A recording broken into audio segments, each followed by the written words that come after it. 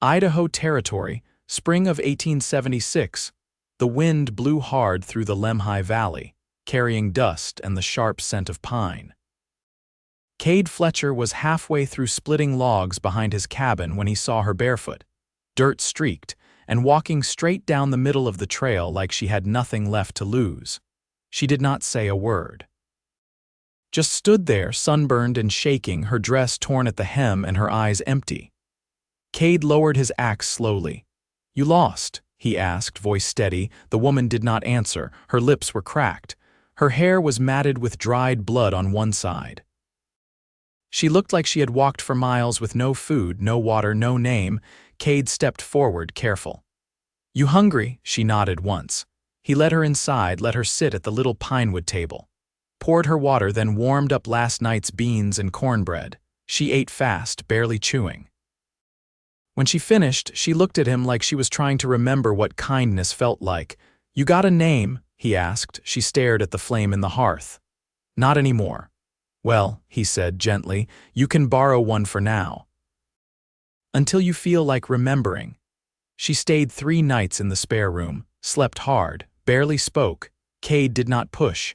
He had learned a long time ago that silence could be armor. On the 4th morning, she joined him outside while he fed the horses. He handed her a handful of oats. She held it out to his mare, who sniffed her palm and nuzzled close. "You from around here?" she asked, voice hoarse. "No," he said.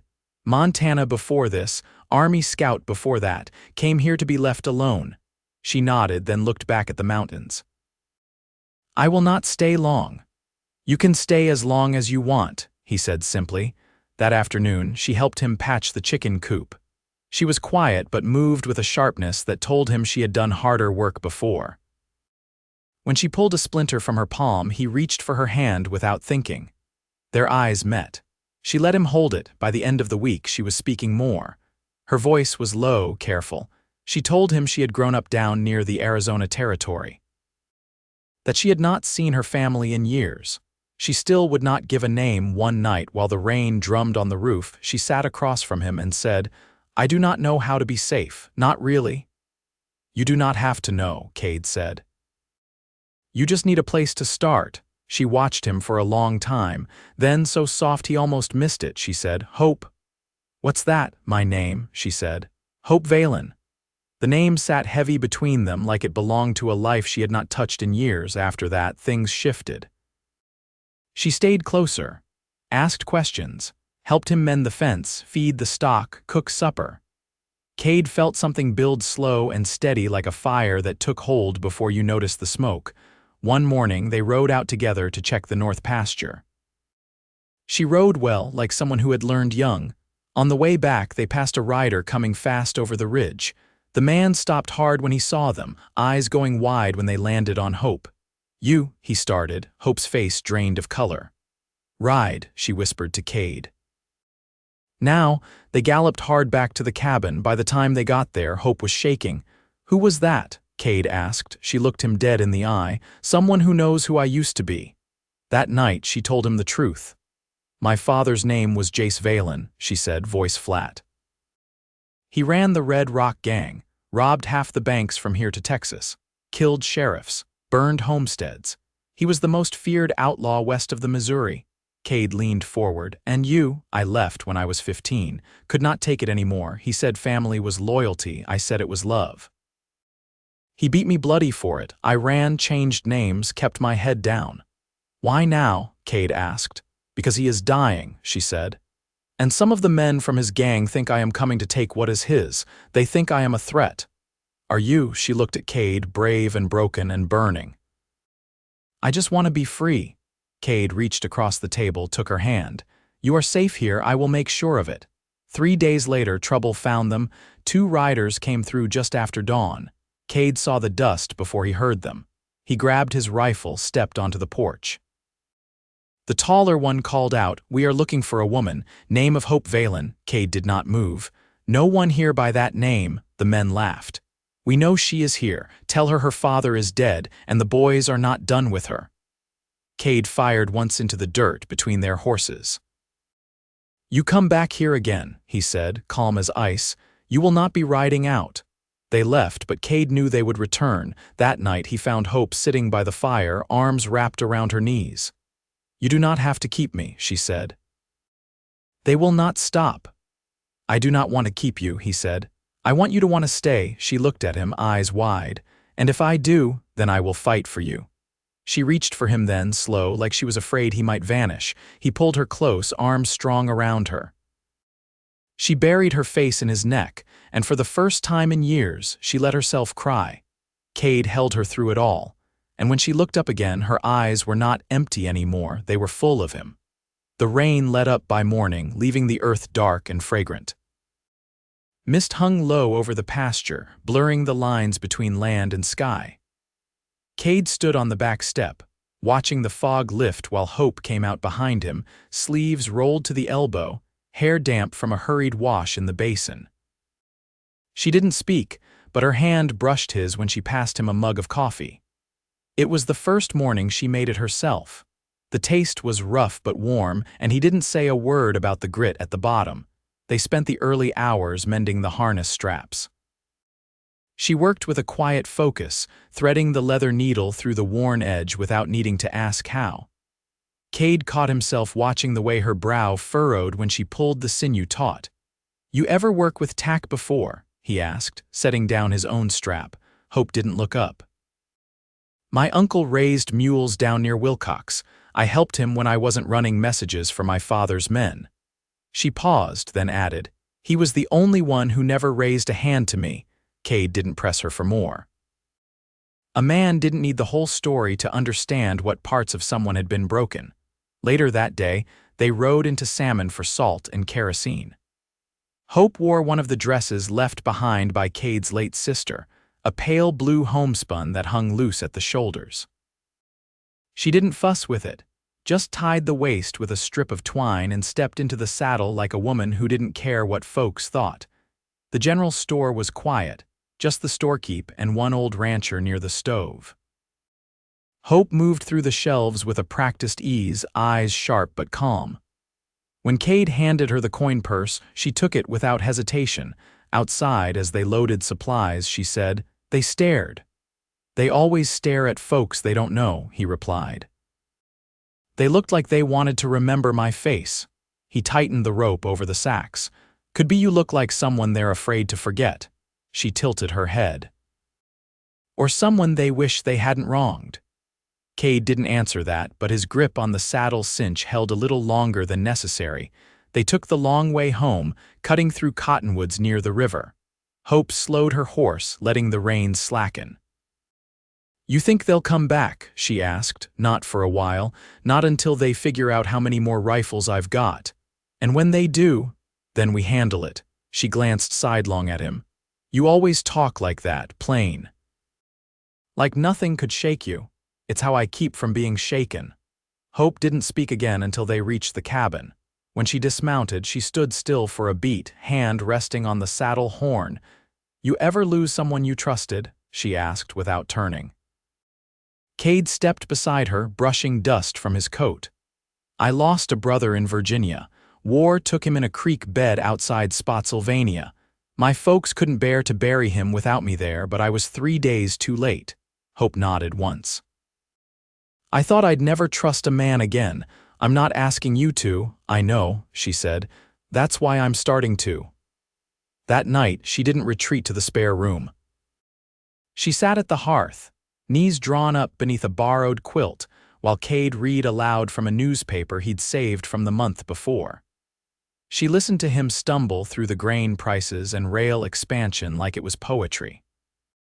When he folded the paper and leaned back, she asked, "What would you have done if I hadn't come down that trail?" "Kept splitting logs," he said. "Feeding chickens, sleeping too light. You were lonely," he nodded. "Yeah." She stood then, slow, and walked to the table. Her fingers brushed a groove in the wood worn by years of meals and quiet hands. "I want to stay," she said. He met her gaze, steady. "Then stay." Hope stepped closer. "Not out of fear, not because I'm hiding. I know." Her palm found his chest, resting just above his heart. "When I touch you, it doesn't feel like danger." He took her hand in both of his. "That's because it isn't." They didn't kiss. Not yet. but they stood like that until the fire burned low and the only light left in the room came from the quiet pull between them. "In the dark," she whispered, "I don't want to belong to anyone." "You don't," he said. "You're walking beside me, not behind." She didn't answer, but she didn't let go either. The first snow came 2 days later, thin but enough to blanket the fields in white. Hope opened the door before dawn and stood barefoot on the step, watching flakes drift down like ash. Kade came up behind her, wrapping the quilt over her shoulders. She leaned into it. "You think this place could be home?" "I think it already is," he said. She didn't argue. The snow deepened over the next week, settling into the gullies and piling along the low stone wall behind the barn. The land went quiet under it. No birdsong, no hoofbeats, just the slow hush of winter working its way in. Kade kept to the chores, breaking ice on the water trough, checking the smokehouse, but his eyes lingered longer on the tree line now. He wasn't waiting for trouble exactly, just keeping count of the hours peace still held. Hope stayed busy, though not in the way of someone trying to outrun fear. She took to the kitchen with instinct instead of instruction, and once she'd learned which shelf held the flour, she stopped asking where anything else belonged. One morning, she stood at the table rolling out dough with her sleeves pushed to her elbows, and Kade found himself watching her hands more than the weather. "You always this quiet when you're comfortable?" she asked, not looking up. "I talk when I have something worth saying." She pressed the edge of the cup into the dough, cutting clean circles. "You ever been married?" "No, you," she didn't answer right away. "Once, not legally, he was one of my father's men, older. Thought claiming me would protect me. Did it? He took beatings for me. That's not the same thing." Kade didn't speak. She didn't need comfort. She needed space to name what had been done and walk past it. That night, she sat stitching patches onto the knees of his work trousers.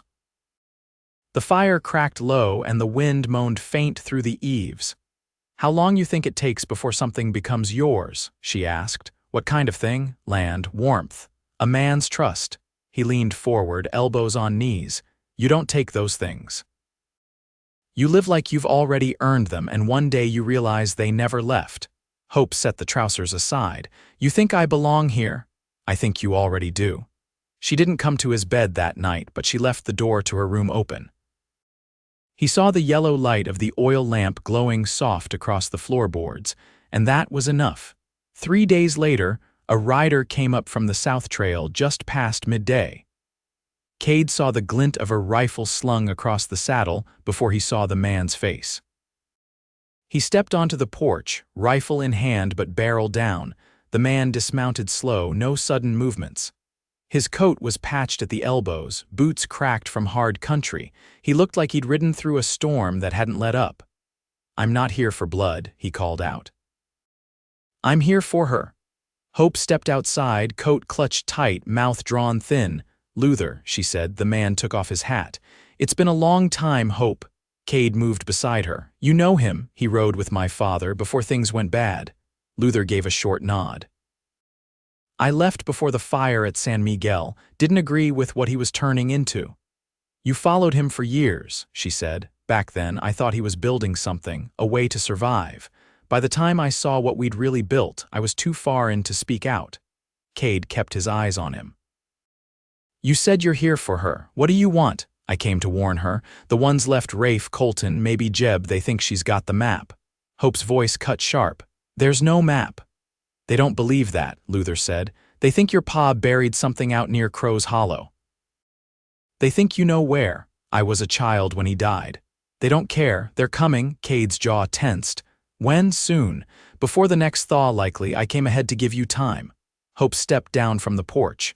"Why warn me?" Luther looked at her, tired and older than his years. "Because no one ever warned me. Because I remember the girl who snuck bread to the cook's boy after your pa broke his hand." She nodded slowly. "You can stay the night, but you ride out in the morning." "I will," he said. "Thank you." That evening, the three of them ate in silence. Luther kept his hat on his knee, eyes low. Kade watched every movement, but Hope didn't seem afraid. Just resolved. After Luther turned in, Kade and Hope stepped outside.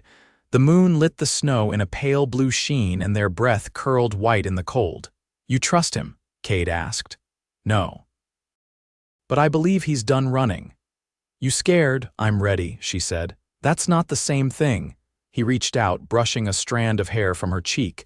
"You don't have to fight alone." She looked up at him, eyes steady. "I know I don't, that's why I'm not afraid."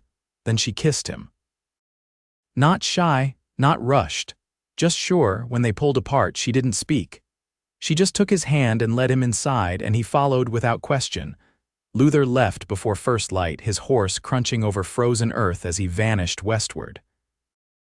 Kade watched from the tree line until the sound of hooves faded, then went back inside without a word. Hope stood at the hearth, pulling on her boots. She didn't ask what was said between them. She didn't need to. By mid-morning, they'd moved the livestock into the south lean-to, where the slope of the land and the stone wall gave better cover. Hope hauled hay like she'd been raised to it, her breath coming in clouds as she worked. Kade handed her a pitchfork, his voice low.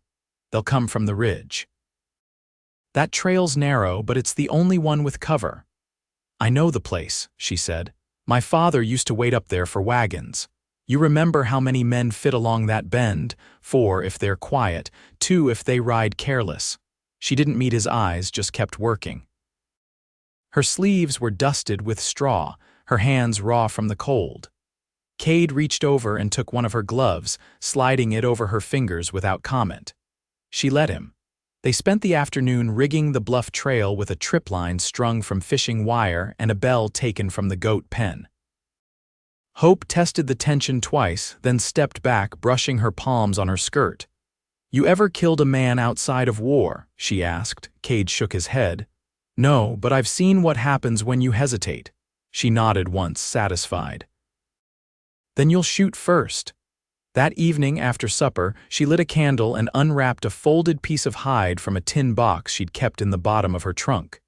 Inside was a small, hand-sketched map, drawn in charcoal and rubbed at the edges. She laid it flat on the table. "My father never trusted banks," she said. "Used to say even a locked vault had a key somewhere, but the earth holds what it's given." Kade leaned over the map, his brow set. "You said there wasn't one." "There isn't." She tapped the corner of the hide. "But this isn't treasure. It's a burial." He drew back slowly. "You mean my mother and a brother I never met. They're buried near Crow's Hollow in a spot only my father and I knew. That's what those men think is gold, it's bones." Kade sat down hard. "You could have walked away from this." "I tried," she said. "But running doesn't stop them from digging up the dead." She rolled the map back into the tin and slipped it beneath the floorboard near the hearth. That night, she didn't return to her room. She sat in the rocker beside his bed, knees drawn up, the quilt tucked around her shoulders. Kade lay quiet in the darkness, the fire casting low gold across the rafters. "I used to dream of fire," she said. "Not the kind that burns wood, the kind that eats through skin. I'd wake up choking on smoke that wasn't there." He turned his head toward her. "Still dream of it?" "Not since I came here." She rose slowly and crossed the floor, bare feet silent on the boards. She lay beside him, her hand resting just above his chest, where the beat of his heart steadied her breathing. "I never had a place where I wasn't waiting to be found," she whispered. "You've got one now." She didn't reply, but her hand stayed where it was, warm and sure. The snow held for 3 more days. On the 4th, Kade climbed the ridge just after dawn. He crouched low among the pines, rifle across his knees. Below, the valley spread quiet and white. Then came the sound, faint but wrong. A branch snapped. A crow lifted from a low limb and spiraled upward. Kade eased his rifle into place. 3 riders emerged from the trees along the narrow bend. The first kept to the trail, cautious. The second scanned the slope. The third rode heavy, his coat too fine for a man who'd earned it. Hope joined him at the ridge, her breath steady despite the climb. She didn't ask, just knelt beside him and pointed. "That one in the middle's Rafe. He's the one who used to carry my father's ledger, wouldn't show up unless he thought there was something to collect." Kade adjusted the sight. "You want me to shoot?" "Only if they draw first." The men dismounted and spread out, rifles drawn but not raised. Rafe called out, "Hope Valen." "We know you're here," she stood. Kade didn't try to stop her. She stepped forward until they could see her plain. "I told you once," she said, voice clear. "There's nothing here but graves." "You're lying," Rafe said. "He left something. You're the only one who knows where." Hope shook her head. "He left me with nothing but scars." One of the men raised a pistol. Kade fired. The shot rang through the valley. The man dropped, his pistol clattering on stone. The others dove for cover, but Hope didn't flinch. Kade chambered a second round. "You want to walk away, now's the time." Rafe rose, hands open. "We don't need to finish this, we just want what's ours." Hope stepped down the incline slowly, rifle in hand but pointed at the ground. "You want what's yours," she said. "Take the map." She pulled the tin box from her coat and tossed it to the snow. Rafe opened it, frowning. "This a trick? It's the truth." He stared a moment longer, then turned and rode hard, the other man following. Hope didn't move until the sound of hoofbeats faded. When she turned back, Kade was already beside her. "You all right?" "They'll keep riding," she said. "They'll find nothing. You still want to stay?" She looked at him, eyes clear. "I want to build something, not just survive it." He reached for her hand. "You already have." The thaw came slow and steady, coaxing green from the edges of the pasture. Mud clung thick to boots and wagon wheels, and the river swelled against its banks, carrying branches and bark downstream like offerings to whatever lay beyond the bend. Kade built a new gate for the west side of the pasture, and Hope laid seed in the kitchen garden, her fingers deep in the warming soil. By the time the first wildflowers pushed through the brush behind the barn, the quiet had settled into something permanent. The kind of peace that didn't announce itself but made its home in small things. A cup of coffee gone cold on the porch rail, a shirt mended before it tore clear through, a glance shared between two people who no longer needed to ask what came next. Hope stood at the edge of the field one morning, her hands on her hips, watching a pair of doves pick their way through the grass. Kade came up behind her, carrying a pail of water for the hens. "That new fence line's holding," she said without turning. "Could have told you that yesterday. I wanted to see it hold one more day." He set the pail down and wiped his hand on his trouser leg. "You always measure things in days." She looked over her shoulder. "Only the good ones. Then we've had more than a few." She turned fully then, eyes clear beneath the shadow of her hat. "I want to buy a milk cow. That right? I've been keeping count of what we've got put up. There'll be enough by fall," he nodded. "You planning on naming her?" "Only if she earns it." They walked back toward the house side by side, boots sinking into soft earth. The silence between them was easy now, the kind that didn't need to be filled. Inside, Hope lifted the lid on the soup pot and gave it a slow stir. "I got a letter from a woman in Challies," she said. "She's looking to hire someone to teach her children their letters."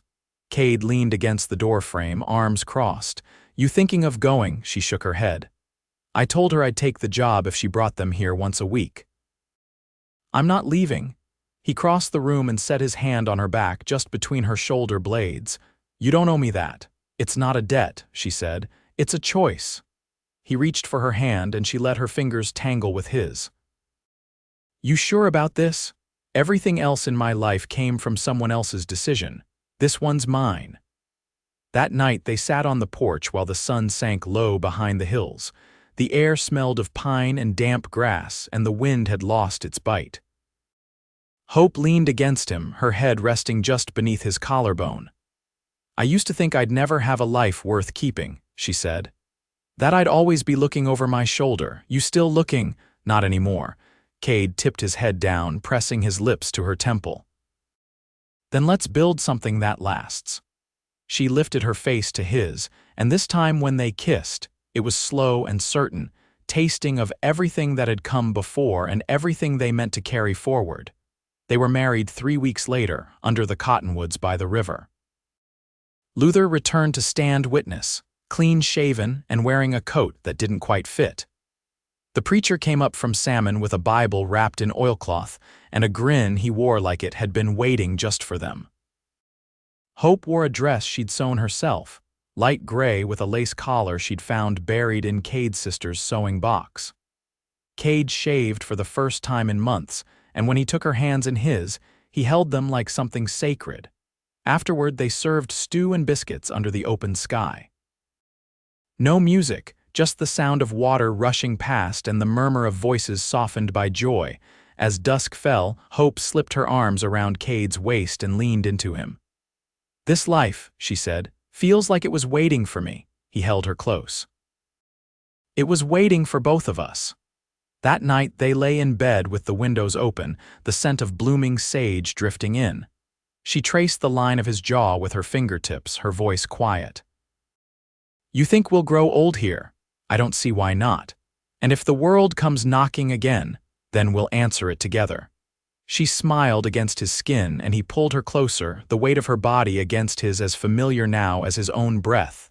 The seasons turned. The garden flourished.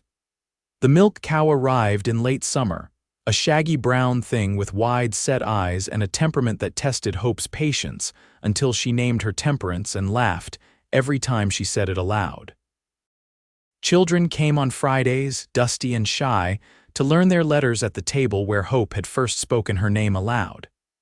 Kade took odd carpentry jobs when the weather allowed, but mostly he stayed close, mending fences and building out the barn, always home by supper.